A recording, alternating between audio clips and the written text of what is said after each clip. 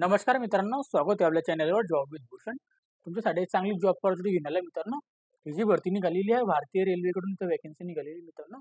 Eastern railway requirement निघालेली आहे मित्रांनो. ओके, RRB कडून जीपी वॅकन्सी असणार मित्रांनो. ईस्टर्न रेल्वे भरती असणार आहे, पूर्व रेल्वे भरती 2025 साठी. अप्रेंटिसशिप साठी इथं भरती असणार आहे मित्रांनो. टोटल इथे 3115 पदांसाठी इथं वॅकन्सी असणार. 3115 पदांसाठी इथे वॅकन्सी निघालेली आहे. 10+ ITI 10वी पास प्लस ITI पास वाली इथं अप्लाय करू शकता. संपूर्ण माहिती तुम्हाला देणार आहे मित्रांनो. अप्रेंटिसशिप साठी चांगली पॉझिटिव्ह असणार आहे.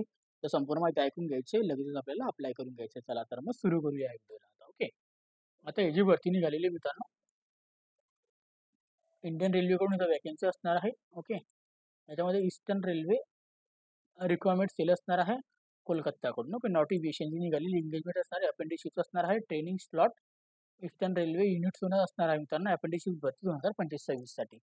शेड्यूल फॉर दिलेले तर शेड्यूल तारीख वगैरे दिली ऍप्लिकेशन फॉर्म भरण्यासाठी. त्याच्यामध्ये नोटिफिकेशन जी आलेली मित्रांनो, 31/7/2025 नोटिफिकेशन आलेली आहे आणि ऑनलाईन ऍप्लिकेशन चालू होणार आहे 14/8/2025 पासून तर 13/9/2025 पर्यंत मित्रांनो. ओके, जे फॉर्म चालू झालेली नाही, फक्त नोटिफिकेशन आलेली 2 दिवसाआधी.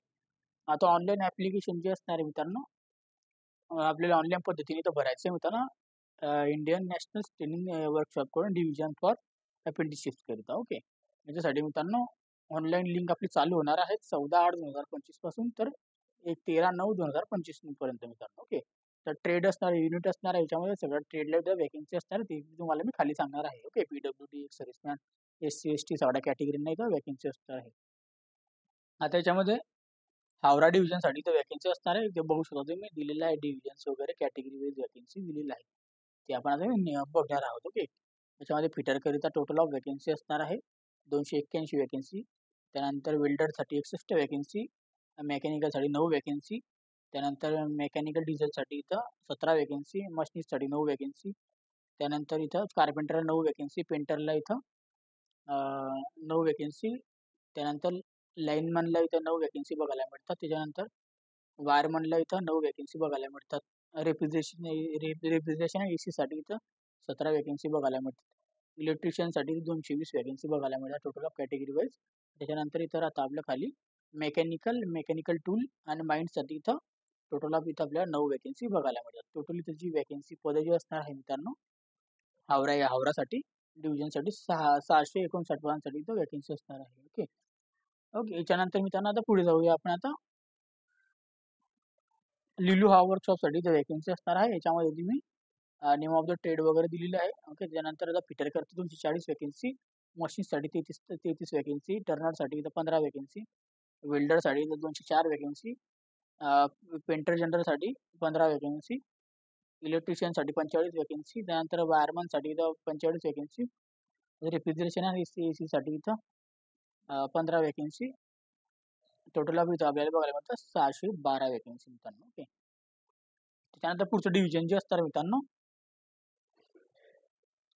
10 डिव्हिजनसाठी तर वॅकन्सी असणार आहे. याच्यामध्ये आपल्याला कॅटेगरी वाईज संपूर्ण ट्रेड वगैरे दिलेला आहे. आता याच्यामध्ये आपल्याला फिटरसाठी 230 वॅकन्सी दिलेली आहे, वेल्डरसाठी इथं 56 वॅकन्सी, इलेक्ट्रिकल मेकॅनिकलसाठी 10 वॅकन्सी टोटल ऑफ, पेंटरसाठी इथं 4 वॅकन्सी दिलेली आहे आणि मसूनसाठी इथं 7 वॅकन्सी टोटल ऑफ. त्याच्यानंतर इथं ब्लॅक स्मिथसाठी 19 वॅकन्सी, वायरमॅनसाठी इथं 30 वॅकन्सी, रेफ्रिजरेशन आणि AC साठी इथं 20 वॅकन्सी आणि त्याच्यानंतर इलेक्ट्रिशियनसाठी इथं 64 वॅकन्सी दिलेली आहे. टोटली तुम्ही बघू शकता इथं 440 इथं जागा असणार आहे. ओके, त्याच्यानंतर इथं कंचा कं कंचारपारा वर्कशॉपसाठी इथं वॅकन्सी आहे. ट्रेड इथं बघू शकता तुम्ही दिलेला आहे. फिटर करता 60 वॅकन्सी टोटल ऑफ सीट्स. त्यानंतर वेल्डरसाठी 35 वॅकन्सी, इलेक्ट्रिशियनला 66 वॅकन्सी दिलेली आहे. त्यानंतर इथं मशीनला 6 वॅकन्सी, वायरमॅनला 3 वॅकन्सी, कार्पेंटरला 8 वॅकन्सी, पेंटरला 9 वॅकन्सी, टोटल 187 वॅकन्सी बघायला मिळतात. त्याच्यानंतर इथं मल्डा डिव्हिजनसाठी इथं वॅकन्सी असणार आहे.